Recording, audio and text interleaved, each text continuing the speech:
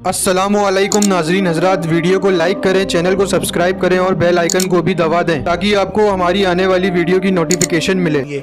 और एक बात नौजवानों से और लड़कियों से भी कहता हूँ, दिल पे लिख लो, जब हम पैदा भी नहीं हुए थे, माँ के पेट में हम 4 महीने के हमल की शक्ल में थे, तभी अल्लाह ने हमारी तकदीर में लिख दिया था कि हमारा निकाह किस लड़की से होगा। तवज्जो आपकी, बस इसी पे बात अब खत्म करने जा रहा हूँ। लड़कियां भी सुन ले और लड़के भी सुन ले। जब हम पैदा भी नहीं हुए थे तब कुदरत ने फैसला कर दिया था कि हमारा निकाह किसके साथ होगा, तो जो अल्लाह ने लिख दिया है उसी के साथ होगा। अगर हर लड़की के साथ हमारा निकाह जिसको देखा हो जाता, तो ये जो रिश्ते आके जो वापस जाते हैं ना, कई कई साल तक चलता रहता है, आ रहे जा रहे आ रहे जा रहे। क्यों? लोग परेशान होते हैं, अरे सैयद साहब इतनी जगह जाते हैं, पसंद ही नहीं आता। मैं कहता हूं जा लिखा तू वहां पहुंच ही नहीं रहा है। जहां अल्लाह ने लिखा है तू वहां पहुंच ही नहीं रहा है। जहां अल्लाह ने लिखा है जिस दिन वहां पहुंच जाएगा और वो वक्त आ जाएगा तो फिर चट मंगनी पट बिया वाला मसला भी हो जाएगा। लेकिन जब अल्लाह ने जहां लिखा है तू वहां पहुंचता ही नहीं है, तो अभी इंतजार कर। ये अल्लाह की तरफ के फैसले होते हैं, अल्लाह की तरफ के। तो रिश्ते आए जाएं तो बहुत ज्यादा जो दिमाग पे टेंशन मत लिया करो। अल्लाह ने हमारी तकदीर में लिख दिया है तो होना ही होना है। कोई बगैर जोड़े का जमीन पे नहीं आया है। और बेटियों को जल्दी रिश्ते नहीं आते तो माँ बाप खुद उसको ताना देते, कैसी है तू, मनूस है, तेरी तकदीर फूटी हुई है, तुझे अच्छे रिश्ते नहीं आते, हम परेशान है। यार उस बेटी का क्या कसूर है?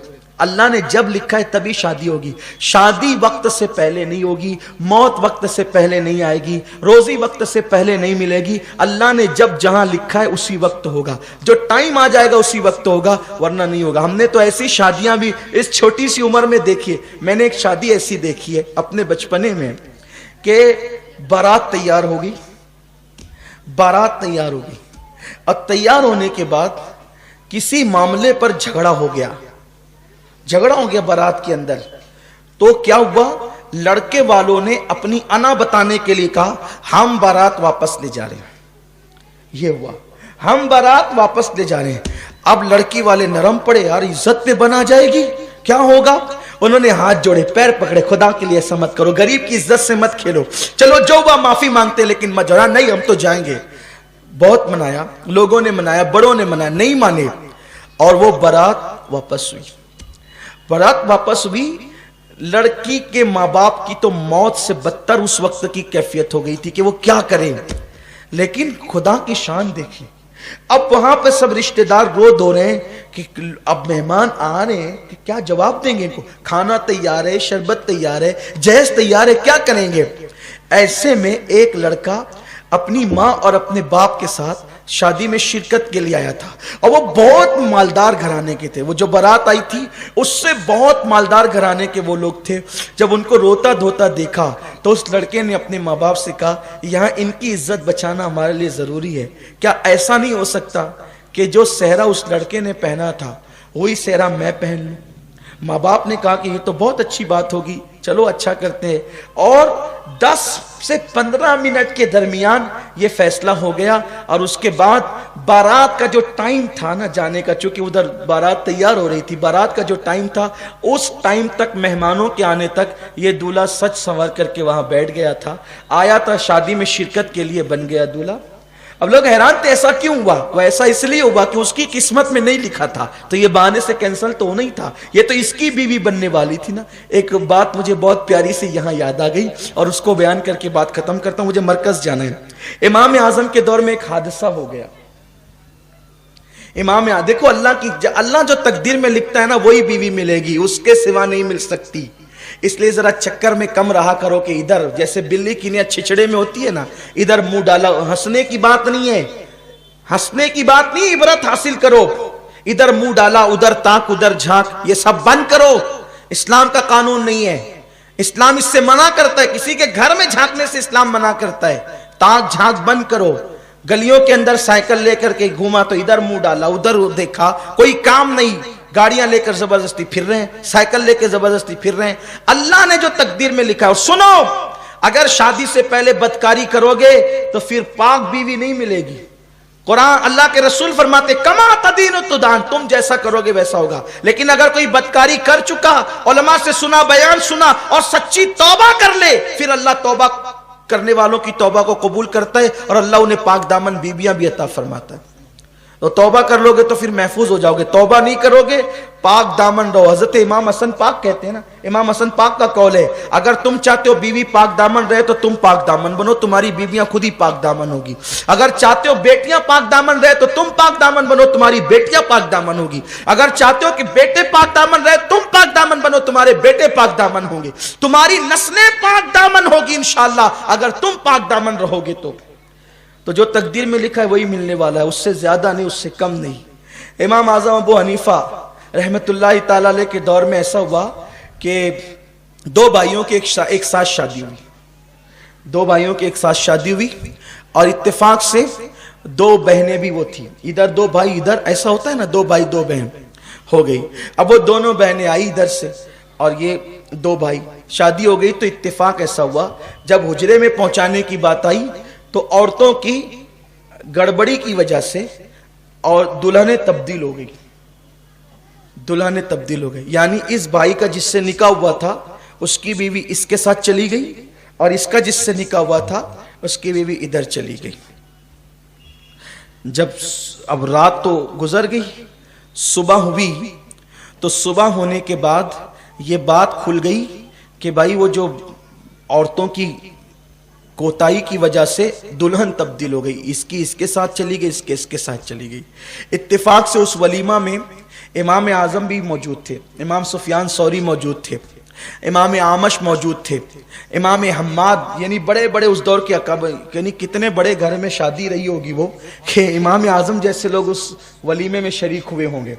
ऐसा होता है ना कि भाई हाफिज गुफरान साहब जिस शादी में आए तो माशाल्लाह मुअज़्ज़ज़ लोगों की शादी है, हाफिज मकसूद साहब आए तो इज्जतदार लोगों की शादी है, तो ऐसा होता है, मेहमान देख के अंदाजा होता है कि कैसे लोग हैं।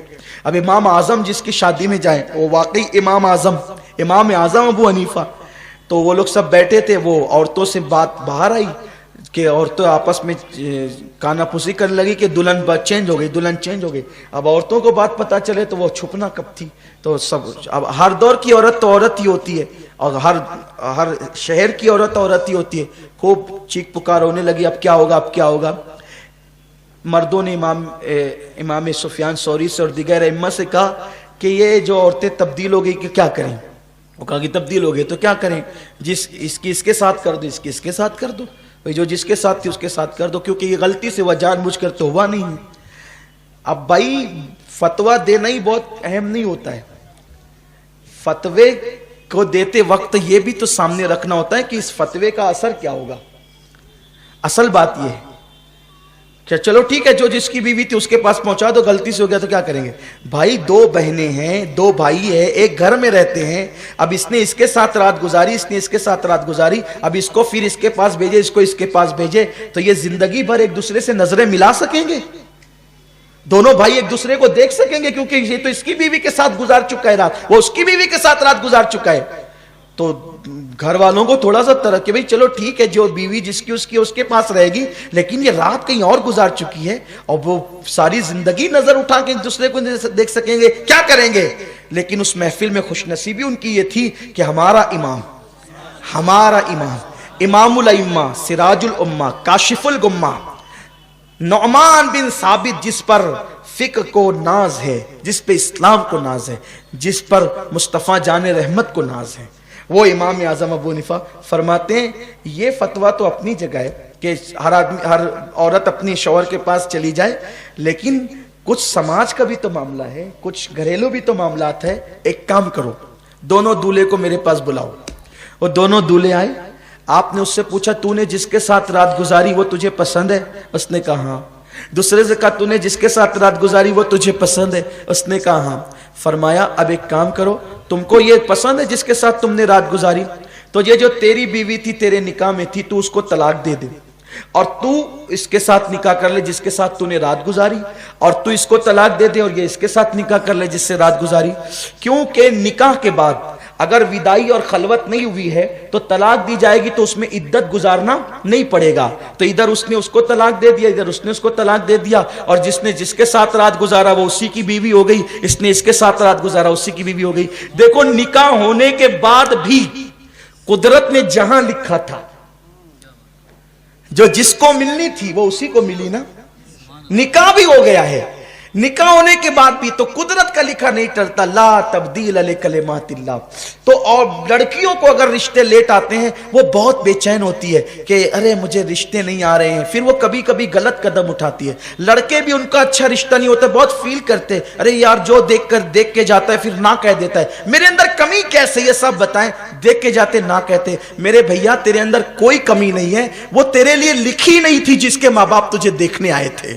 میری بیٹی تیرے اندر کوئی کمی نہیں ہے, وہ تیرے لیے لکھا ہوا نہیں تھا جس کے لیے جس کے ماں باپ تجھے دیکھنے آئے تھے. ارے جس دن لکھا ہوا آ جائے گا پھر اس دن نہیں بھی دیکھیں گے تو بھی تیرا نکاح ہو جائے گا. تو اس لیے اللہ کے فیصلوں پہ راضی رہنا چاہیے, اور اپنی بیٹیوں کا نکاح وہاں کیجئے جو لوگ نبی پاک کے وفادار ہوں. جو نبی کا وفادار نہیں وہ آپ کی بیٹی کا بھی وفادار نہیں ہو سکتا. اللہ تعالیٰ توفیق